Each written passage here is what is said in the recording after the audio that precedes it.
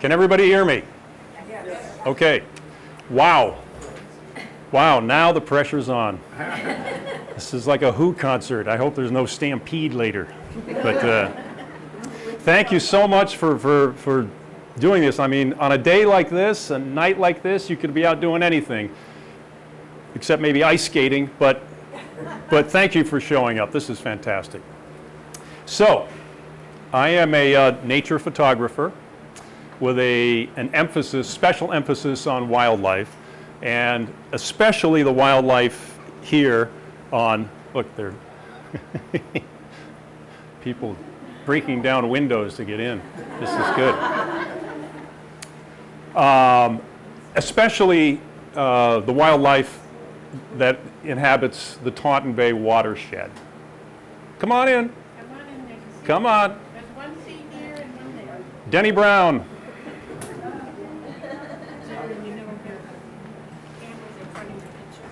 Oh, it is? Okay. All right. Well, it won't be there very long.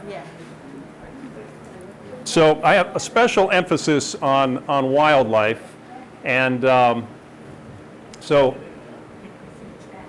I was talking with a buddy of mine the other day, and he has a Facebook page. He has a website, and on the website, the first page of the website says, "I will shoot anything that moves, but nobody gets hurt," because he's a photographer. So this is my weapon of choice. This is what I am shooting with now, and this is when it's extended like this, it's a 600 millimeter lens, which is a very big lens.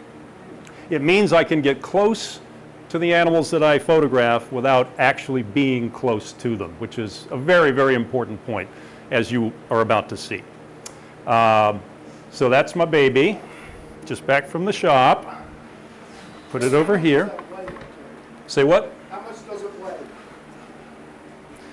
That's about 150 pounds. No, it's about 30 pounds. Yeah. Let's see. So where was I? Yes. So particular emphasis on wildlife, and we're going to get to the stars of our show momentarily. That's the foxes. But I wanted to give you a little history, my story. Alice mentioned that I worked for a few large outfits for about 40 years, and then I was shown the door in 2013. So that was 10 years ago, and you know I'm not bitter. Okay, I was bitter. Wasn't expecting to be fired, so you know. I was really hoping the vampires that fired me would die in a house fire, but not their children, and not their pets, right? So, you know, I'm not bitter anymore, by the way. So I decided to move back to Maine and do something else, and that's when I started to devote myself to wildlife and nature photography. Started a gallery in Ellsworth. And I didn't know anything about what people wanted to see, so I started shooting everything I saw. So year one, I thought, you know, I like winter, I like snow, so I was taking pictures like this, and pictures like that, you know, great, pretty, right? And stuff like that. But then I found out that nobody in their right mind who lives in Maine wants to buy pictures of winter. So I had to quickly adjust. So then I started doing things like, you know, interesting shots, stuff that I thought was interesting. So I said, let's get artsy. So I started photographing the faces in the wood floors of my house. I thought that was interesting, but apparently that was just me. I found faces in trees, which I thought was cool, right? Apparently I was the only one. Bark, birch bark, cool, right? Neat? No. So not so popular. So then I said, you know what, maybe I should concentrate on wildlife. So I started shooting whatever I could possibly shoot that was alive. I mean, animals.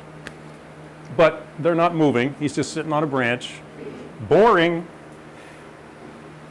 Nice butterfly, but anybody can do that with an iPhone. Frog or toad, not sure which. And again, not much call for that out in the real world. So it wasn't exactly inspiring. And so it dawned on me that maybe what I should do is, after speaking with people who are coming into the gallery, after speaking with a bunch of people, maybe I should concentrate on cute. Now, you never see these. I forget what it is, but it's cute, right? Aww. I think it's a sparrow, but I don't know. But it's cute. It's a baby, but still no one is interested. And that's funny and cute, but it still floated nobody's boat except mine. So that was 2013, 2014, and then I was out walking my dog, Bruce, my little corgi, one day, and I had one of those aha moments that we all have had, and that was this guy. So walking up the road, and I see this fox, and he or she, I don't know which one it is. It's tough to tell the difference, by the way, between the male and the female. So he or she, let's say she, just stopped and turned and looked right at me, and there's a little smile, and so I was hooked. That was my first fox. My first fox. So I was. After that moment, I started seriously looking around to see if there were other foxes. Instead of just walking down the road with Bruce, I would look in the field. I'd look in that field, and keep my eye out for stuff. So I'm walking Bruce. Bruce is like the secondary star of this show. So I'm walking Bruce one day, and I see this little pile of like orange and red fluff. It was about this big on a little tiny hill, maybe 100 feet in front of us. And I thought, I've never seen that before. So that was a fox that was curled up asleep. So I grabbed Bruce, who's only about this big, picked him up, ran back to the house, got my camera, came back, and got as close as I could until my foot hit a little twig and it snapped. And that's when she looked up just like this, woke up, and she was there for 5 seconds and then took off. But I was there long enough to get that shot. That is a fox waking up from her afternoon nap.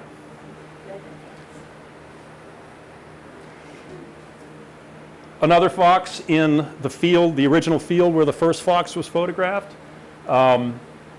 I'm not sure how old this fox is. I'm tempted to say he's maybe a yearling, maybe in the second year. I don't think it's a first year kit, but you notice what's happening there?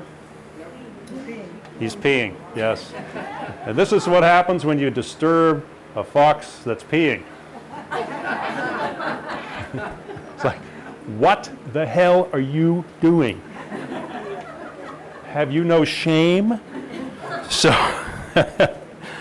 and later that fall, got this guy. Now that's not a good photograph. It's from a long ways away, but it shows you how it shows you how easily they can camouflage themselves and hide, especially in the fall when the foliage and all the reeds and everything basically turn kind of the same color. So you really have to. If you're a rodent, you got no chance, right? By the way, can everybody see? Like I'm asking that now. Good. So after shooting these guys for, I think, a year and a half, 2 years, it occurred to me that because I'm a scientist, that they were once babies. But I don't have any baby shots yet.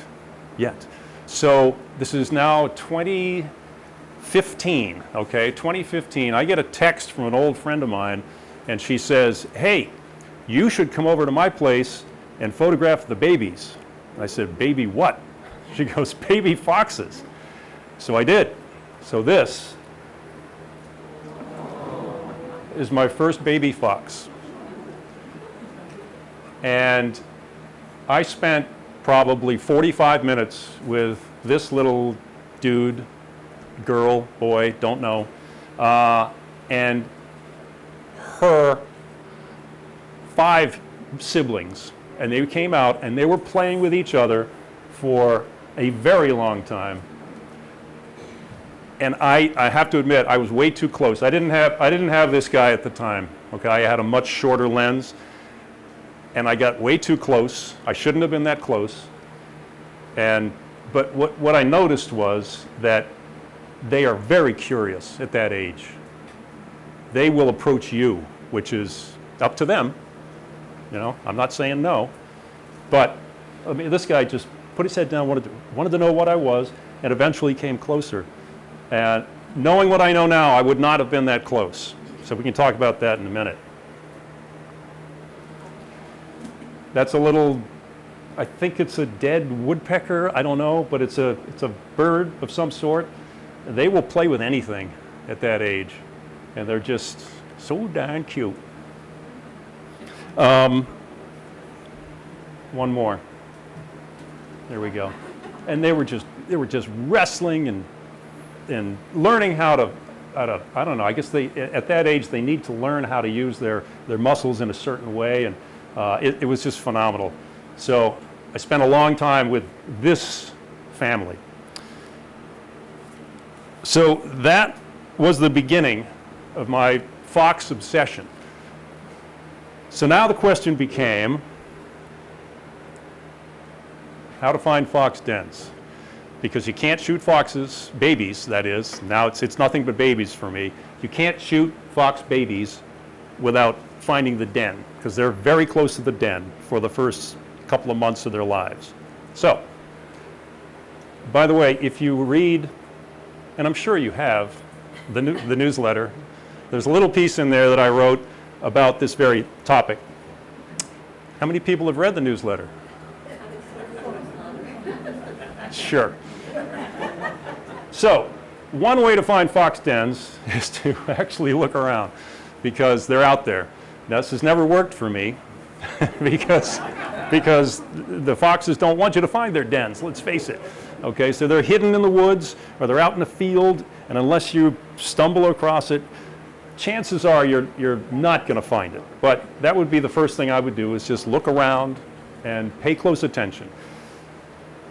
And by the way, these dens often, I won't say always, but very often they look so different from each other. You can't even tell one is a den and one is not. It's pretty cool the way they've engineered that. Find a den using social media. So let's say I'm on Facebook and I see that someone has photographed some baby foxes. I might contact them and say, where'd you find the baby foxes? Where's the den? Okay, and then they're either going to tell me where it is or they're not. And often, this is a photographer's thing, often we will not tell anybody where a den is or where our secret places are that we like to find wildlife. We just won't do it, because then crowds of people show up and all hell breaks loose. So we kind of keep that information to ourselves. So if I'm on Facebook and someone posts a picture of a baby fox and I say, where's the den? Often I'll hear, well, what are you going to do for me? So I'll say, okay, well, why don't I trade you a moose location for your fox location? And that works sometimes. That works.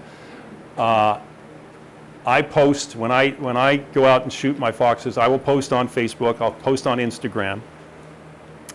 And then all of a sudden I have new friends. Oh, Gerry, can I go with you to photograph your foxes? No, you can't, but thanks for asking. Thank you. Unless, of course, you can do something for me. So that's how social media works in the photography world. One hand, scratch, whatever. There we go. And then, of course, there's bribery, which has always worked, and it's 100% foolproof. If someone has a den and they're photographing foxes there, you can pay them and they'll let you on their property. That happens. Or offer to like mow their lawn or something. That it's foolproof. All right, so now my Fox photo network has been established. I have people out there that know where the dens are. I know where a few dens are. We trade information, and our network starts to grow. And the truth is, as I mentioned before, I'm not a scientist. I'm not a naturalist, but I have this incredible sense of awe and wonder, and I'm always learning about. Every time I go out to shoot these kids, I'm learning. So this was the first den I showed you. 3 years later, this is a whole new brood, and this is I think there were 6 of them here. Look how red the fur is. Okay, so these are not newborns. The newborns are grayish, right, and they're really teeny, but they get the red pretty quickly. So I'm out there. Now I know I've got to stay like 40 or 50 feet away from the foxes and use the big lens. Now I know that. But they came out and they looked at me, and then all of a sudden, they all looked away. I mean, they weren't freaked out by me in the least. They just turned around. I think mom or dad was calling them or something, so they all turned around and looked in that direction. To this day, I don't know what this is, but you see the spine right there?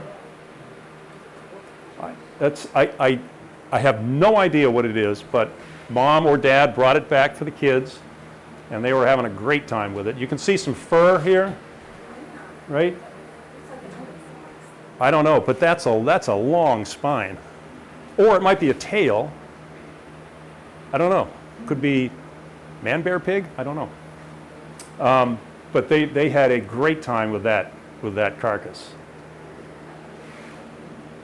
So now here's another example of a fox, of a kit, wondering what I am and coming a little closer, which I love. Often they'll pose for me, which was unexpected, but very nice. He obviously knows where the lighting is, so it was great. Thank you.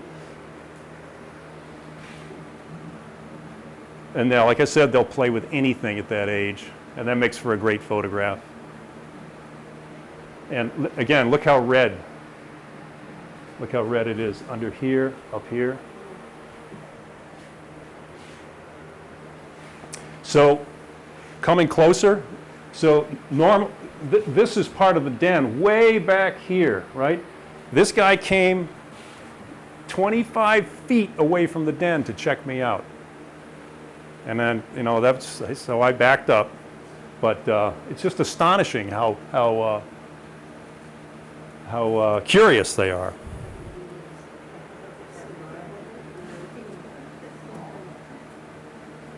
Brother, sister, brother, sister, I don't know. I did learn, like I said, I'm learning all the time. I did learn that the way you tell the difference between males and females is the males have a slightly larger, wider head and a slightly longer snout, but slightly. So it's very, very, very difficult to tell the difference.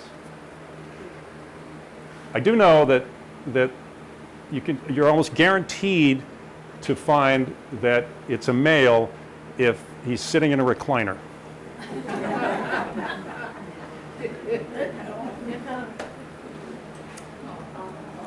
This is a very close friend of ours, their property, and this is the first fox that I ever photographed at their property, and that's all I got. Some are skittish, some are incredibly skittish, and this is all I got. He or she just poked its head out, looked around, and then back down in the hole. I stayed there for an hour and a half, and that's all I got. But pretty cute.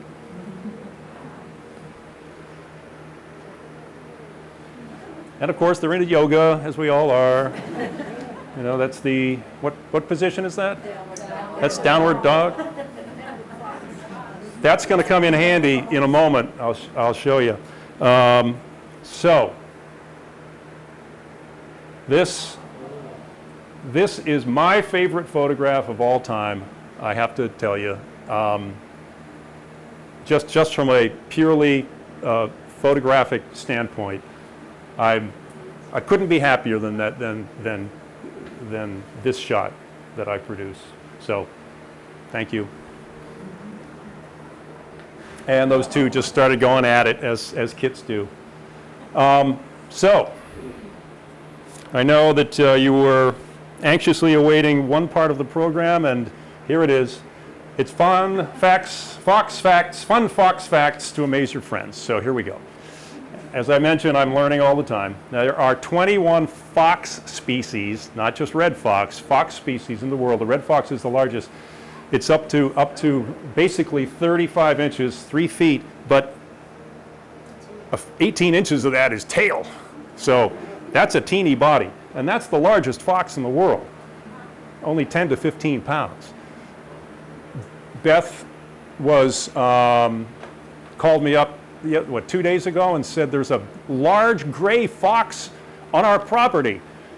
I said, really? How big was it? She goes, it's really big. I said, you sure it wasn't a coyote? Yeah, it was a coyote. So, I mean, even the gray foxes aren't that big, as we know, because the red fox is the largest. They're said to be the most widespread land mammals on Earth. There are 45 subspecies of red foxes that can be found in every. How about this? You can't find them in South America. Now, Antarctica I can understand, but South America, that makes no sense to me. Another thing I did not know. Anybody, what's a group of foxes called? And by the way, there are 3 answers. A group of foxes. Anybody, just yell it out. What is it? Wrong. You're not going to believe this. Ready? Is it a group? Huh? A group? Well, you know what? Knowing you, yes, that would have been correct. Here we go. It's a leash, a skulk, or earth. It's according to the U.S. Department of Interior, well-known liars, but no. A leash, a skulk, or earth? What? Who knew? I like skulk too, but you know. Hey, I saw an earth of foxes today. What? Okay, here we go. What's a baby fox called? That's one answer. There are 3. What is it? We know kit. Kit. Anybody? Well, that's technically correct. Anybody else? Pup, correct. And what's the third?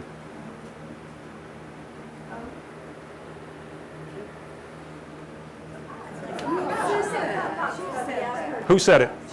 You said both kit and cub? All right, you win. Something. You win one of my business cards. Here we go. And the adults are called what?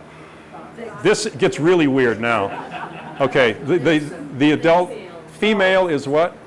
Correct, yes. The male? Dog. Right, that's one. What? Dog. That's one. What are the other 2? Nope. Peter Daigle, ready?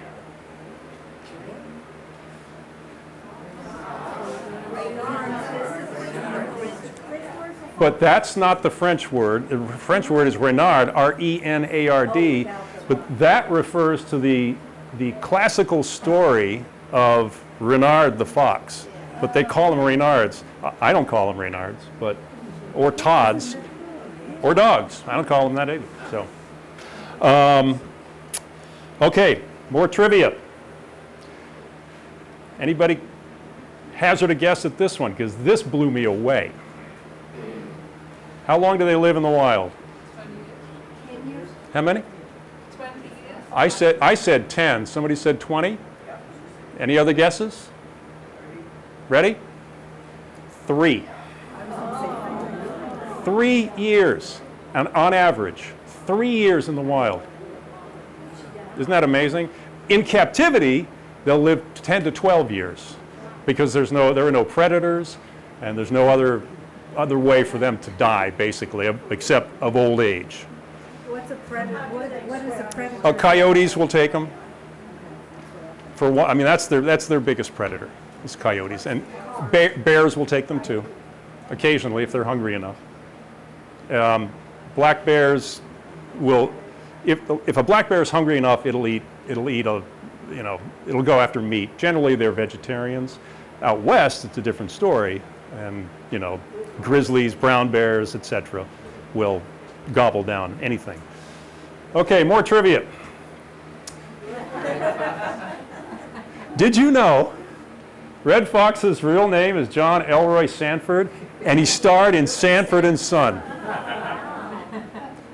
What a coincidence. Who knew that? I didn't know that. And did you know he was known as the king of the party records? What does that mean? Oh, you mean I don't know what the hell that means. It's just, disc? it's a disc, yeah. So you play Red Fox at a party, and you drink like crazy, and you then go home. Let's see, what else is next?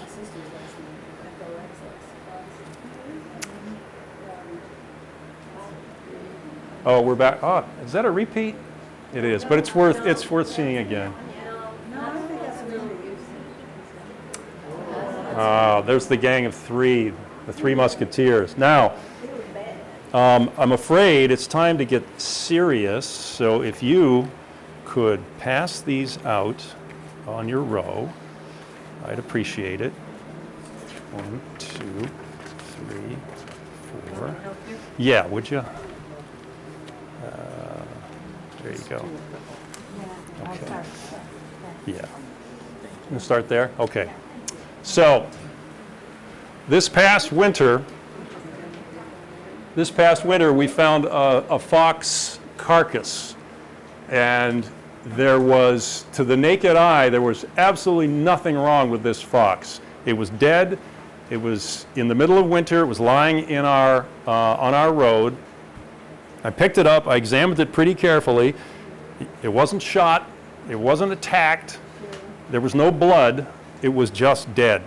So, I have a couple of friends, Peter and Lise, who live in Florida, and they're involved with saving the owls where they live in Safety Harbor, Florida. The owls down there are eating rats that have been poisoned by local companies and by the people who take care of the parks down there. They poison the rats, the owls eat the poisoned rats, and that kills the owls.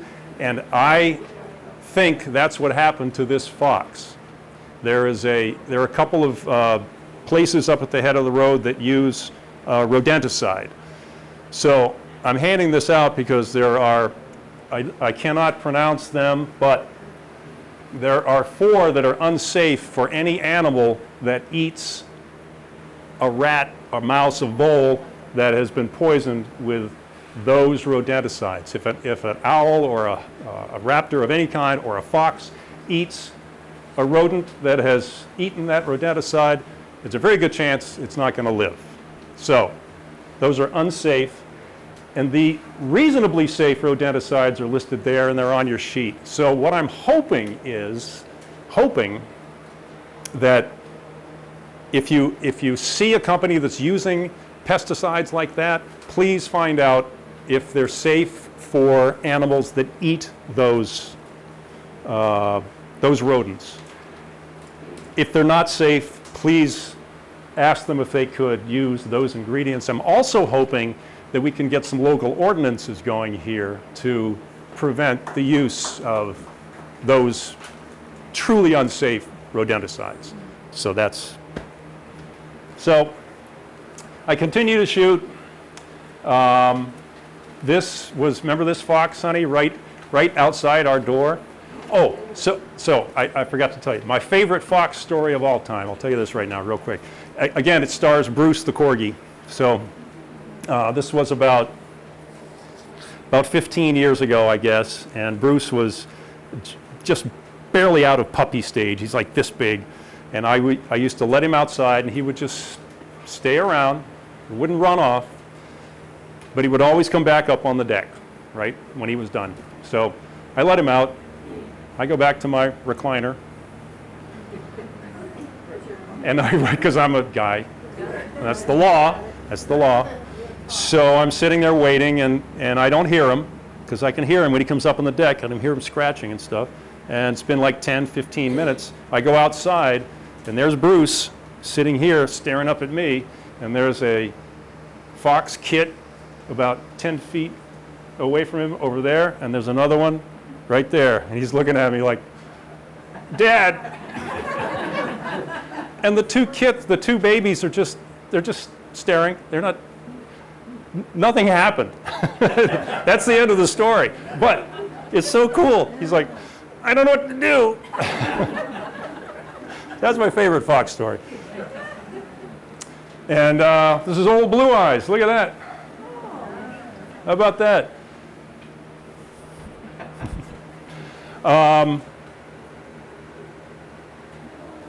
And that is another of the foxes that I found on the other side of the bay, thanks to friends of mine.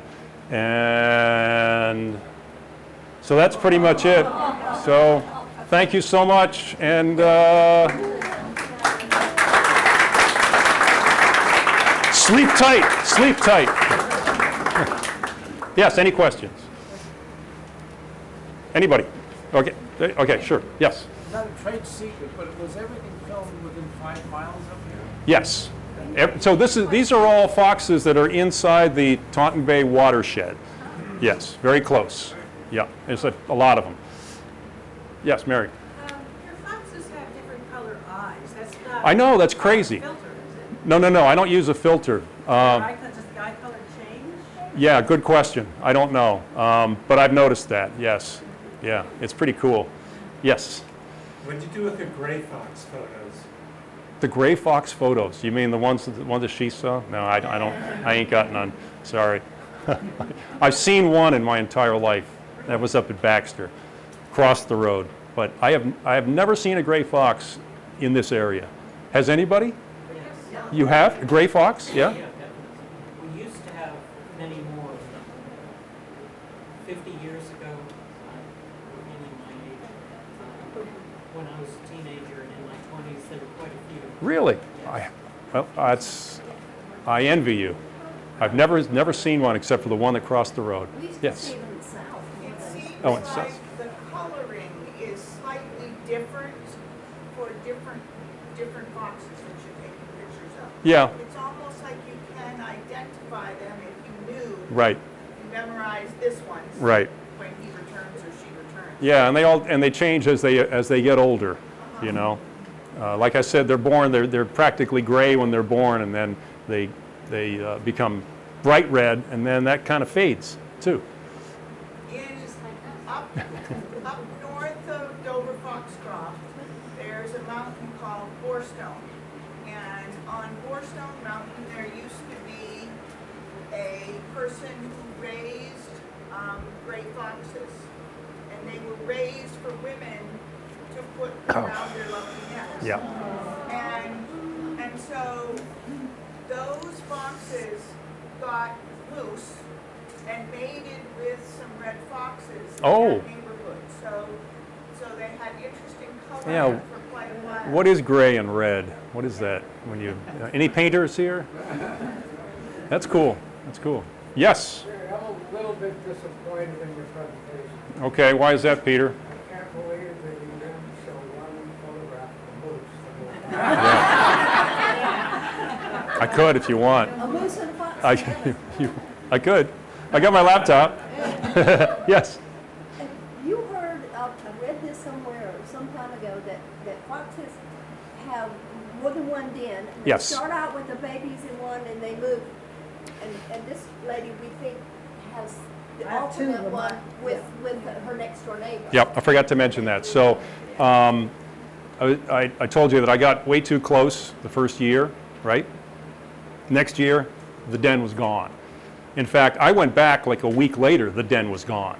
I mean, the babies were gone. So the mothers and dads will move the babies to a different location if they think they're being, It's just as a matter of course. Yes. They started out young, they gave birth to them in one. and Yes. Got to a certain age, they moved them all over to another. and I'm convinced it was my fault. No, I don't think so. Well, I like that, and I appreciate that, but I can't sleep at night. Yes. Kind of on that same topic, I was wondering, have you ever encountered if you're hanging around dens, the adults coming to protect their young? Not to protect, but to feed them. To feed them. They're not concerned that you're there. Well, like I said, the only way I know that they are, or the only I think I know they're concerned is when they move the babies. So, but often you'll see the mother and the dad skulking off in the distance with food, just waiting for me to leave. Yes. What is involved with digging a den? I don't know, but I'll tell you what, those things are unbelievably well engineered and intricate. I know of one that has at least 4 entrances and exits. So, you know, if there's danger here, they'll go out the back door. And they can go pretty deep, too. And some of them have been around for years and years. Yeah. But they're pretty good engineers. I don't know how it begins. I don't know how they pick the spot. My guess is they'll try a spot, and if there are too many roots or something, they'll move somewhere else. But, yeah, good question. Yes? Do you use camouflage when you're standing out there? I did once, and it worked. Yeah, I got one of these gizmos. Did I get that for Christmas or my birthday? And it's a one-man tent, and it's camouflaged, and there's room in the and there's a chair inside of it. So you sit in the chair, you pull this thing around over you, and there's room. There's a hole in the front to put your big lens out, and it worked. It worked. I've used it once. It's kind of a pain in the butt to move around, but it works. Yes. We lived the rest of the year in Northern Virginia, and mange is a problem Mange. with foxes. I wondered if you have that here. Or is it something- You know what? I have seen foxes with mange, and I don't know what causes it. I do have a couple of pictures. I mean, they get real skinny, and I don't think they last very long. That's another reason, and they only live 3 or 4 years in the wild. Yeah, mange is an issue. I don't know what causes it though. Does anybody else know? What is it? What is it? Mites? Mites? Okay. Mites is the answer. Yes. Is there a time of day that you're more likely to see them? No. I've been out there at 6 in the morning, noon, 6 at night. When the parents allow them to come out, they take every opportunity to come out and explore the world. And it doesn't matter what time of day it is. That's what I've found. Do they eat rodents? You didn't mention what they eat. Rodents? Somebody else. Yeah. I mean, that's what they basically live on. Yeah. But the kids will eat. They'll eat anything at that age. Bugs, dead birds. But yeah, they're especially fond of rodents, which makes it so much. The rodenticide is a death sentence for them. Yes. So, what's your best-selling animal? Foxes up there, or? Best-selling animal. What do you think? The best-selling photographs are the Milky Way. But animals, I think it's probably moose. Yeah. You know why? Because, I'll tell you why. Because people come from away. Is there anybody here from away? So a lot of folks. I wouldn't admit it. Oh, well, yeah. So when I had my gallery in Ellsworth, people would come in, and they'd look around, and they'd see moose up on the wall, and they'd go, you know, we've been here for 4 days and haven't seen a moose. I'm like, well, where have you gone? Well, we went to Acadia. Okay, well, that makes sense, because you're not going to see them in Acadia. You have to go 3 hours north. Oh, well, we can't do that. So we'll buy that moose. So, yes? Have you tried using a pet toy such balls? I know we saw foxes chasing a tennis ball on a tennis court. Make a note. I've seen the YouTube videos, but it never occurred to me to. But that, you know what? That's not a bad thought.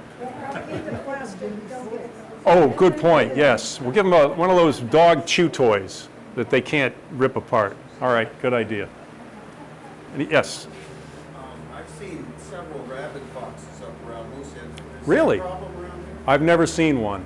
It's Never scary. seen one. It's scary, really scary. Most recent one was at the Rockland area. Really? No, I've been incredibly lucky, I guess. Of all, I've seen hundreds, and I've never seen a rabid fox. So, yes. We had one in Bangor You- right after we moved from Indiana, and the kids came in and said, we need bread to feed the dog. Oh, really? Ouch. Fortunately, I knew enough to say, I don't think, did it happen to have a bushy tail? Yeah. Was it We shot it. was it foaming at the mouth or something? I guess. Oh. They shot it and it was rabid. Oh God. All right. In a neighborhood. Yikes. Yes. I can't hear you. No, I have never been that close. I try to stay 40 to 50 feet away from the foxes, which is why I use that big lens. They eat mice, voles, rodent, chipmunks, a lot of chipmunks, squirrels. Yeah. Yes. Do the parents ever come out and sort of like make their presence known to you, that they want you to leave? That's never happened. No. I mean, a couple times I've seen the parent, give me a dirty look, but that's about it. No. I've never seen an aggressive fox, not once. Anybody else? Just in terms of the toy thing.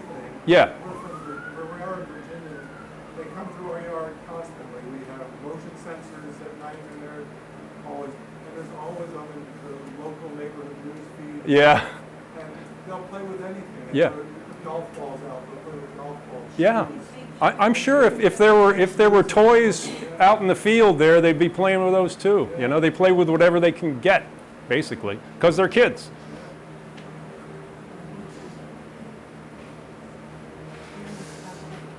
Is that it? Oh, yeah. So if anybody wants to purchase one of these, all the money goes to Friends of Taunton Bay. And if there's something, I handed out my business cards. If there's something on the website that you want, all that money is going to go to Friends of Taunton Bay too, if you buy a fox. So, Thank you. yeah, The prices are very very reasonable. I'm not in this business to make money. Thank you. Yeah. All right. Thank you.